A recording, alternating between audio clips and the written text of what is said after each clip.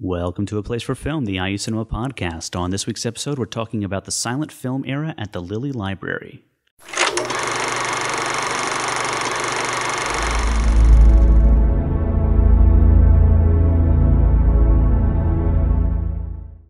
All right. Hello, everyone. Welcome to the show. My name is Andy Hunsucker, and I'm one of the hosts of the IU Cinema podcast. Again, still same clothes.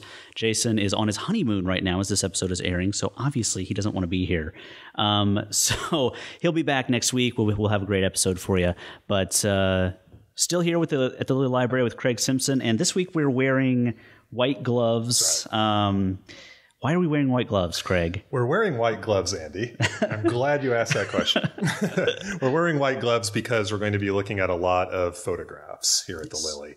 And this allows me to get on one of my hobby horses, which is because a lot of times, and you may have people watching this episode or the previous episodes, we're looking at documents without gloves. Yes. And some people go into a panic and say, my God, why aren't you wearing gloves for handling documents? Yes. Well, we only wear gloves for photographs because studies show if you use them for documents, it actually increases the likelihood of tearing them or damaging them. Oh, yes, because you don't have the same dexterity with these. Particularly if they're the gloves are too big for your hands, like mine are. But so documents, if you come to the Lilly, don't bring your own gloves. Yes. Particularly if you're going to handle documents, you can just handle them normally with your hands. But with photographs and with artifacts, we don't have the Oscar with us. But for example, if we had something like that would be something else that you use gloves for. Yes. But everything else. All right. We don't want to grime up your nice photographs, so we will wear the gloves. But what we have today is some kind of unique things I didn't know the Lilly had. So there's a guy named Hayes, and he's got a code named after him, a very famous code, the production code, the Hayes production code. So tell us about Hayes and why this guy was important. Yeah, this is one of my favorite topics. Is William Harrison Hayes had I don't remember his political. I think he was a Republican, not his affiliation, but if he was a congressman or senator. He was the Postmaster General. Thank you. He was the Postmaster General. And anyway, he became famous for the production code that was named after him, also known as the Hayes Code, which came out in the early 30s, I want to say around 1934 roughly, and was essentially the censors for Hollywood movies until the 1960s.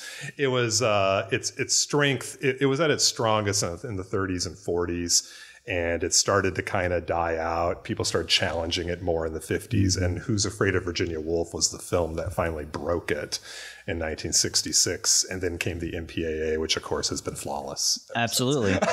No one has any complaints about the MPAA. No complaints whatsoever. Yes. It's smooth sailing. But there's some great materials in this collection, and I should also give a shout out to the Indiana State Library, which has more Hayes materials as well. But a lot of stars in the Hayes, I should say during the Hayes era, a lot of stars sent him autographed stills. Okay. So this is just kind of another example of types of materials that we have here at the Lilly. And there's maybe 100 stills or so in this collection. And this is one from Emil Jennings, who was a great silent film star. If you've seen Inglourious Bastards, he's played, of course, not historically accurate, but he's in that the final film that goes up in flames. Oh, okay. I don't think that's how he really died. Probably not. But that's a still of him. He's in a film called The Last Laugh that's very good. I think his most famous film is actually it's actually an early talkie with, it's a von Stroheim film, I think. Okay. With, I'm sorry, my mind's going blank. The famous German actress. Dietrich? Thank you, Marlene Dietrich. Yes. Yeah. Not Shanghai Express, but one of the other ones. Okay. Maybe the Blue Dahlia or something like that. Yeah, so there's one of him. I like this one from Gloria Swanson back when she was a silent film star before she played the older version of that in Sunset Boulevard.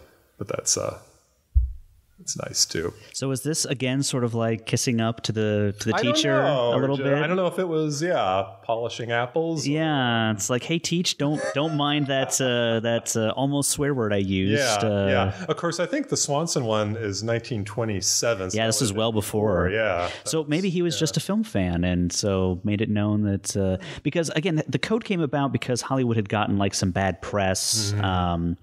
There were some scandals, and people started to question just, is it a good idea that we let our kids watch these movies? And what many industries have learned is that if you censor yourself, the government will sort of stay out of your way. So that's what they did. And I think they picked sort of the most, intense person they could, so they couldn't be accused of, letting it go. But yeah. Yeah, the code could be very selective. And also, if you look at films up until about 1932, 33, they really do have a lot more leeway than they started to after that. Like I was talking about before, this Design for Living, yes, the Lubitsch film, which features a platonic menage a trois. Yes, and it's very tame. Yes, but still, there's no way after 1934 that they would exactly. But that film is so interesting because it's just pre-code. It's pre-code, but it's like 32, 33. So. It's so shocking to see this black and white movie, and they're talking about sex, and this woman said she had sex and she's not married and she's not being punished for that. How can that happen in a movie? But it's so interesting and refreshing. That's why I kind of love the pre-code era, because especially that stuff in 32, 33, there's a lot of really great films in there that you can find a lot of these little things that just seems strange when you see them in that, and they're not salacious necessarily, but it's just something you wouldn't normally see in that kind of film. Yeah, Design for Living's charming. Exactly, it's a delightful film. Yes. So those are very fun. Yeah. So I didn't bring it. In fact, I was going to bring it, and then I forgot that this part of the collection is at our auxiliary library facility. In fact, that's another thing I should mention is if you're going to come to the Lilly. Many of our collections are here on site, but we do have a lot of collections that are off-site at what we call ALF, which is the Auxiliary Library Facility. And delivery is really good.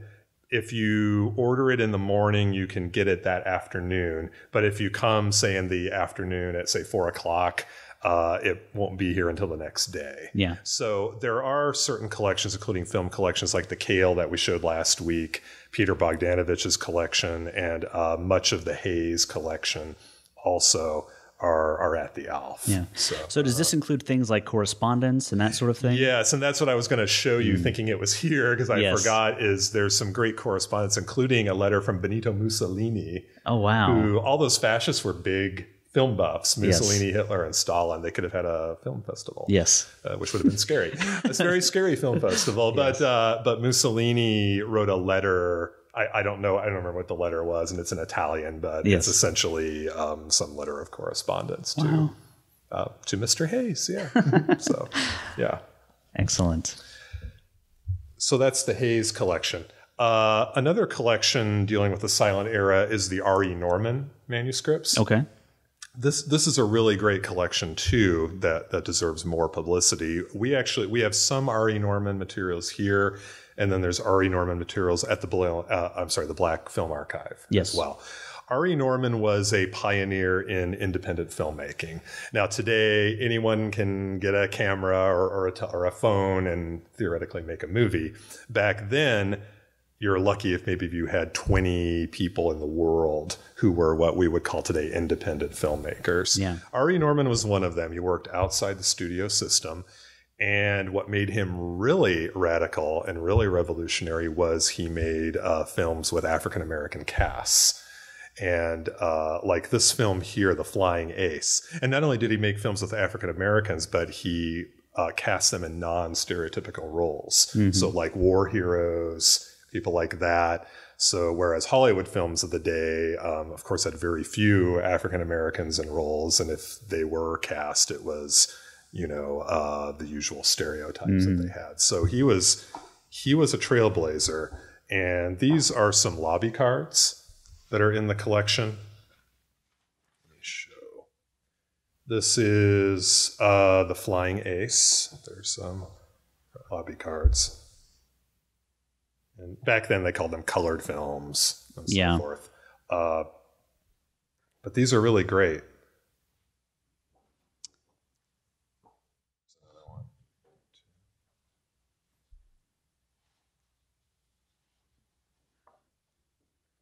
And I don't know, you'd have to get, I know the Black Film Archives has a new archivist now. I forget his name, but you may want to ask them. I don't know if they actually have any of the actual films from that era, because I've never seen them. Yeah, I know I believe when we had the representative from the BFCA on the show, they were talking about this particular filmmaker, and they had a lot of stuff. I don't remember if she said, I don't remember if Mary said anything about the actual films, but I do know they have. I mean, that's their thing. They want to collect that material, so that wouldn't surprise me. Yeah. So there's a lot of, he made a whole bunch of these films in the 20s and the 30s. Yeah. And very important, very like I said, years ahead of his time. Absolutely. So those are really great. And the other collection I brought, excuse me, which it kind of goes out of the silent era a bit, is the David Bradley papers. And this is one of my favorite collections, and I'm not just saying that because it's the last collection I processed. But let me give you a little bit of background. David Bradley, his name is actually David Shedd Bradley, from the Chicago area. Yes. If you think of like the Shedd Aquarium, so he came from Money, another early pioneer of independent amateur filmmaking. Bradley went to the Todd School in Chicago area, which is where Orson Welles went. Welles never graduated from Todd, but Welles left the year before Bradley came to Todd. Yeah. And very early in his teen years, Bradley started making amateur movies like Oliver Twist. In fact, this is obviously a picture of Bradley older, but that's a good one you can show. So he was actually compared a lot to Welles because there's sort of a vague kind of physical resemblance. Yeah. They're both kind of very charismatic and so forth. Bradley's first film that he ever directed, the first major film, was Peer Gynt, which he made with his friend Charlton Heston. They both went to Northwestern together. Yeah. And I have some pictures of Heston, which are really great. You can actually see Peer Gynt on Netflix. Oh, really? I found it. Yeah. It was in like a Charlton Heston collection or something of early stuff. And it's a mostly silent film with just a brief voiceover at one point, but you can see how young Heston was back at the time. Very young and very, very young. That came out in 1941. I think Heston in that photo is about 17 or so. I think Bradley was a couple years older. Yeah. So I mean, did they know each other at the time? Were they just friends and just happened to be making movies together? Yeah, Heston talks about it in his autobiography. He said Heston was doing a play, and this very intense guy came up to him after the play and said, "You're going to be in my next movie." And Heston said, "Okay." And so they made Peer Gynt together. They were in the Signal Corps together in World War II. It was during World War II that Bradley prepared his next film, Macbeth. And Heston designed the costumes for Macbeth. He has a costume designer credit for that film. And then later on, Heston played a key role in 1950 in Bradley's adaptation of Julius Caesar. And there's a great photo. Heston played Mark Antony in Julius Caesar. Which was made entirely in Chicago on a budget for maybe $2,000 or $3,000. Wow, that's a beautiful picture. Yeah, I want to see this film. I never have. I know obviously we have it in the collection, but it was this film that got Heston a screen test with major studios. Yeah, and the rest is history. After that, it also got Bradley a contract with MGM. Bradley only made one film with MGM. And then he became better known as the director of B movies, like They Saved Hitler's Brain, which we'll talk about in a little bit later. Wow. But he also became became best known as a film collector. Yes. So we have in the Bradley, the main part of the collection, which was processed long ago, is about 4,000 of his reel-to-reel films, which are often shown at the cinema as part of the City Lights series. Yep. The part I processed are the papers, which is about another 40 or 50 boxes. Just really great materials, a lot of great correspondence. I'll take off my gloves to practice when I preach. We have some really great correspondence in this collection. This is a letter from Preston Sturges. Oh, wow. It's to Bradley's father, A. Ballard Bradley, where David Bradley's dad asked Preston Sturges if he would write a letter of introduction for David, for his son, for Hollywood. Wow. So Preston Sturges agreed to do that. Huh. That's really impressive. So...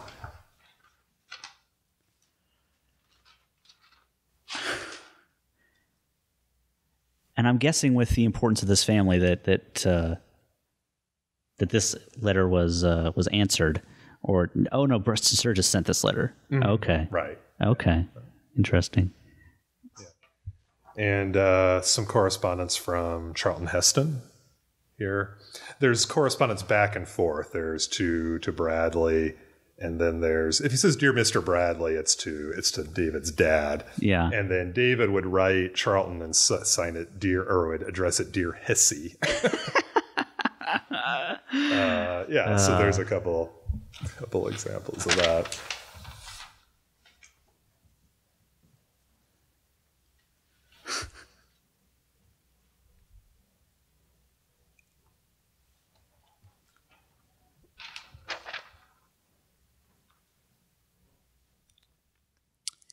So, okay, this is about Julius Caesar, and further, I must state that I would personally do everything in my power to prevent the release of the 35mm version Dave showed me at MGM last week. It is an extremely poor print and in no way compares to the 16mm original. It's interesting. Mm-hmm. Yeah, I mean, so this is from Charlton Heston to Bradley. Yeah. Mm-hmm. Yeah. Yeah, and Charlton Heston has kind of a reputation of like standing up for the filmmakers he's working with, you know. If he liked them, yeah. Yes. Liking them being the key, but yeah. So that was great. And then there's a lot of other great correspondence. I just pulled this one because it just tickles me. Kenneth Anger, who was here last year at the cinema, director of Scorpio Rising. He wrote they had some correspondence with Bradley. I just like the yes, it's a sphinx with a flying saucer going over the top of it. That's naturally. That's great. Yeah. So a lot of the correspondence, some of it's personal, but a lot of it deals with Bradley's films, his collecting. Yeah. Which was very intense. Mm-hmm. And some of his classes that he taught at UCLA back in the 70s. Yeah. Also. Yeah. Excellent. And let's see, some other parts of the collection. Oh, I mentioned the scripts and a little bit of history. They Saved Hitler's Brain was originally called The Madmen of Mandoras. Okay. And this is a poster of that. Oops. There we go. That's originally how it was released. It was released originally in 1963. And then Bradley went back and shot some new footage in 1968, and it became They Saved Hitler's Brain. But the funny thing is, the new footage was incorporated with the old footage, sometimes in the same scenes. So you would have different actors and different scenarios in the same scenes. And the critic Jay Hoberman wrote, he said he loves this movie. He said when you watch it, your brain just explodes with new ideas. And I know I'm pretty sure MST 3000 did a spoof. Possibly, yeah. It sounds right up their alley. Yeah. But before it was called The Madmen of Mandoras, it went through several names. It was also The Return of Mr. H. Mr. H. Yes. I wonder who that could be.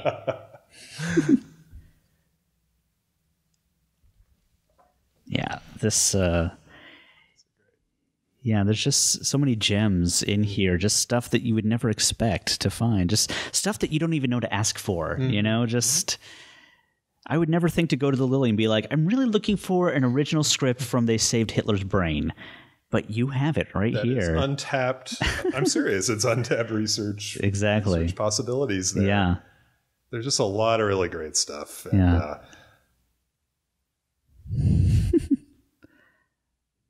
Wow, that's excellent. That's excellent. There's also, for not just for this movie, but for a lot of the movies, there's stage directions and again, a lot of the cast lists and production things and business records. And thank you. And all kinds of materials there. This is, I think, kind of the last thing I brought, which just a theater where they would occasionally have retrospectives. I mean, his work is not very well known. Sure. But it's just a fascinating arc of the career because when you watch Peer Gynt, it's a good movie. It's it's directed by a young person and for the limited budget. I mean, it's a really well-made, polished film. Yeah. Well, and David Bradley is so fascinating because he's not remembered as a filmmaker, but he is inextricably linked to the history of film. You can't, I mean, he was so in tune with this, you know, if you talk to all these actors and all these directors, they know who David Bradley is, you know, that they have an idea. Yeah.